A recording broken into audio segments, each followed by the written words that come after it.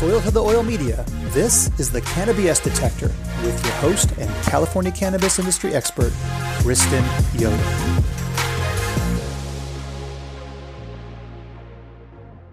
Welcome to this episode of the Cannabis Detector podcast, where we bring you the news you need to hear. I'm Barry Krauss, along with your veteran BS detector, Kristen Yoder.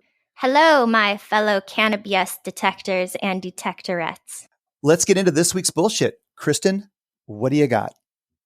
I am going to get started with the story of Cura Cannabis. They have, and I just found this out, and this blows my freaking mind. They are suing Jane Doe 1 through 20, these social media accounts, saying that they have costed the company over $10 million in sales for reaching out to stores and telling them to boycott the company because the then CEO of the company has allegedly been sued for and settled out of court for, I've heard, $2 million. This is, again, allegedly. So I don't want to say on the record that this is how much it was, but allegedly for raping somebody. And once women found this out, several women started calling dispensaries and telling them to boycott this company.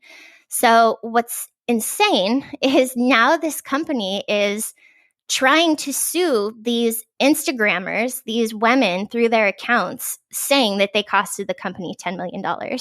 What I find even more disgusting is they published an article. Well, they didn't. This was published in the Portland Business Journal, which has been keeping track of this case. So if, I highly recommend people look into this. Just Google Portland Business Journal, Cura Cannabis.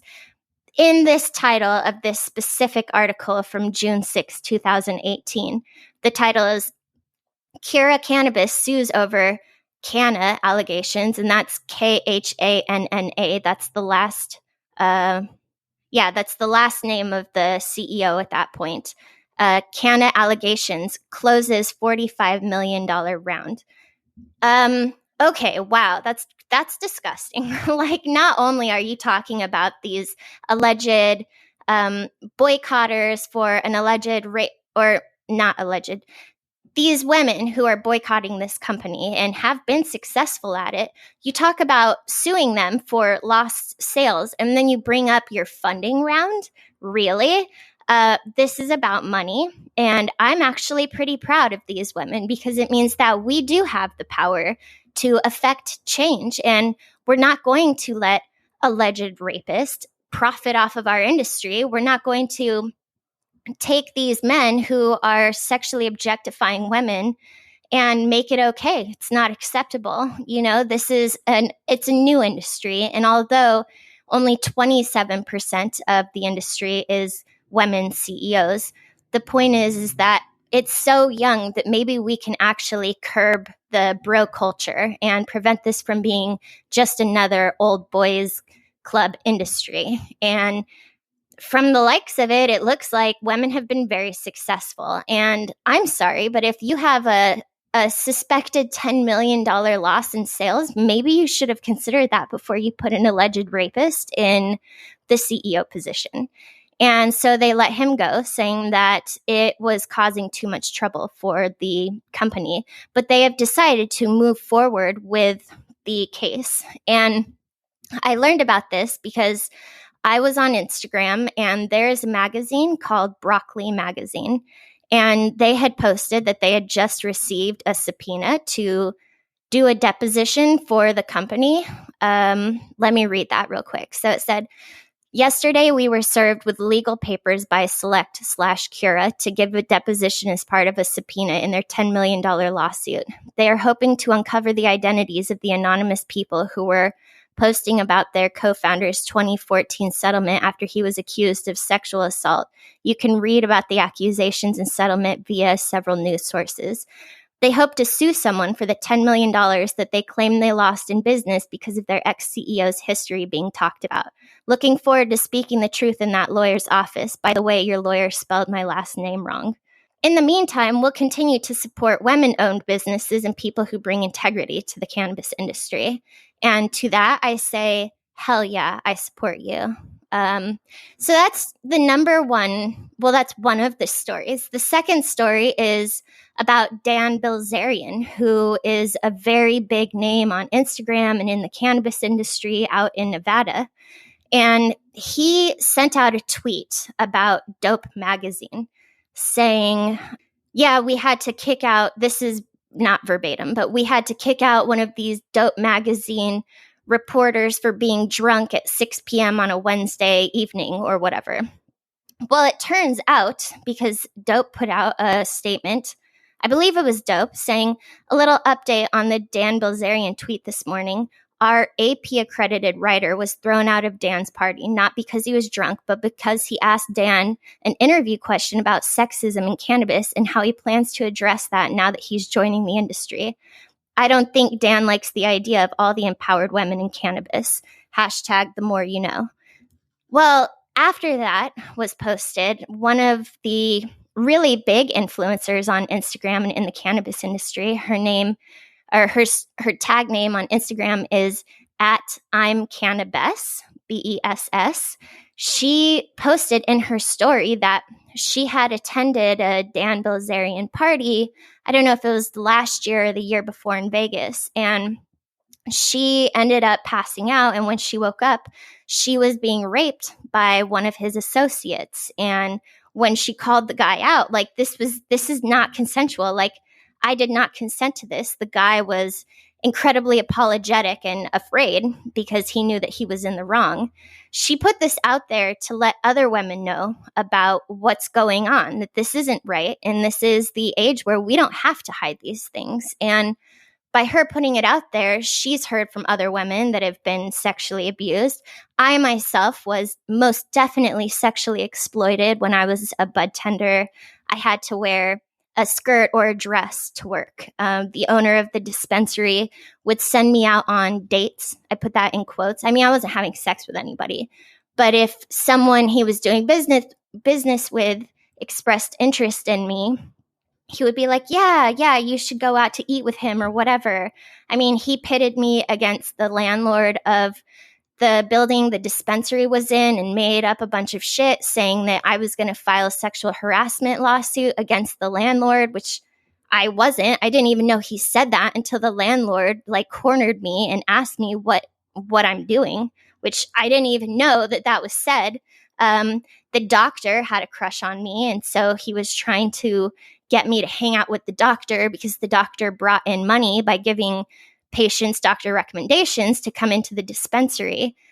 And it struck me that, you don't have to be raped to be exploited. You don't have to be assaulted to be exploited. And I see it all the time. There was one party in Vegas a couple years ago where they literally had a woman on a table covered with fucking meat, like deli meat. And I believe that was Indus Holdings. I don't want to be on the record for that, but I'm pretty sure. Look it up. You'll find it pretty easily. Women were fucking pissed. Like, oh, wow, are you serious? Like, you're really turning women into pieces of meat on tables? This is the cannabis industry. This isn't, I don't know what industry that's acceptable in, but it's not going to be acceptable to us. And we're speaking out against it. And look what happens when women join together. They get sued for $10 million for speaking out. So I think that this is a reality in the industry. This is what's going on, and we're not going to stay quiet. And I feel really glad that this industry is that progressive, that we're going to step up, because unfortunately, sex does sell to a bunch of men, but as women, we're just not going to accept that. So I would like to think that anybody listening to this podcast that might have a cannabis business, be a little bit more aware of how you're using women in your advertising and in your companies, because we ain't taking your shit. So the third story is also about inappropriate sexual behavior, but this is on an entirely new level, just a disgusting level. Let me pull up the article. Kids charity founder sought sex with teen girl, wanted others too, SF cops say.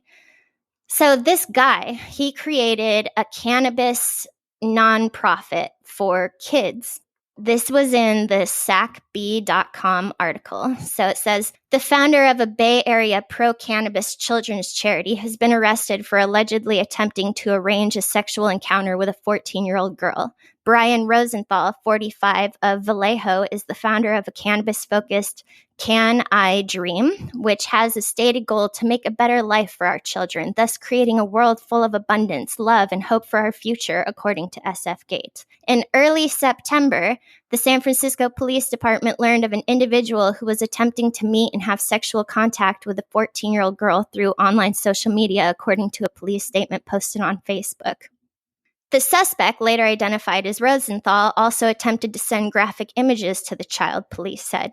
They arrested Rosenthal on September 11th when he attempted to meet with the child. His cell phone, which was seized in the arrest, revealed Rosenthal was having sexually explicit chats and conversations with other underage minors and was attempting to meet several of them for sexual content.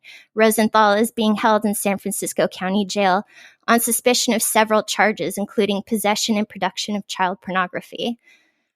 Wow. I am not saying by any means that this guy represents any aspect of the cannabis industry. It is the opposite of what the cannabis industry is about. This is not a shield for disgusting perverts to get into the industry. This is disgusting and unacceptable. It makes me fucking sick to think that he would be out there trying to seize upon vulnerable families, maybe with kids that need cannabis for one specific reason or another. And it's just, man, wow, it's fucking disgusting. So I just wanted to call out these 3 fucked up situations in the cannabis industry and to make it clear that that is not what this is about. This is not our industry. This is not what we're in it for. And it's not acceptable. We're not going to take it. So I think I was going to talk about I'll just talk about it anyways. On a different topic, a less disgusting topic, but still a fucking ridiculous topic. In Michigan, LARA, which is, I can't even remember what it stands for, but they're like the cannabis regulatory body in Michigan, had said that for 98 dispensaries that turned in their applications on June 16th, not June 15th, which was the supposed cutoff date, they have 72 hours to liquidate all of their inventory and shut down their operations. 98 dispensaries, 3 days to liquidate their inventory. That's insane. And now all these people are out of a job. To me, this is poor regulatory action. Why do these states keep making the same fucking mistakes? Why don't they learn from each other's mistakes? It makes no sense. And I think the point is legalization brings corruption and greed. No state is legalizing cannabis because they care about the people. They're not doing it because it's medically good for people. They're doing it for tax revenue. That's it, period. There's no good intentions behind this. It's about money. And for them to shut this down is just shooting yourself in the foot because you're putting all of these people out of business. Why don't you just try regulating them and getting some fucking tax revenue? This is not rocket science, if you're going to be corrupt, make some money from it. Let people keep their jobs. Maybe you should look inwards and see, why do you suck at what you do? This is a problem. And I bet these are just some of the stories we're hearing about. I'm sure there are a lot other stories, but I don't want it to reflect poorly on the cannabis industry. I want it to reflect poorly on the pieces of shit that think they can capitalize on this industry by using sexual exploitation of women. Yeah, it's a pretty important topic, Kristen. What can we all do? What should we all be doing? I think women speak up. This can be our industry. This is our industry. We have the right to fight for what we believe in and what we're a part of. And it's such a new industry that maybe we can nip this shit in the bud. Maybe we can make it such a hostile industry for these people that think that they can come in here and not only exploit women, but exploit the industry for their own profits. I think that we have every right to boycott these companies, and we should. And I hope we do. And I hope that more women speak out, because really there's nothing to be ashamed of. And the more you speak out, the more of a support system you're going to find out there, because you're not alone. Thank you, Kristen. That's our show for today. Please join us again for the latest episodes of the Cannabis Detector podcast. We have new episodes and formats coming out shortly that we think you're really going to like. We'll see you then. Thanks for listening to this episode of the Cannabis Detector podcast. We're working hard to create new episodes for you every week that are informative, relevant, and highlight the lowlights in the California cannabis industry. Subscribe to us on iTunes or your favorite podcatcher, and follow us on Instagram for additional updates and to get a peek behind the scenes as we bring you the news you might not want to hear, but need to.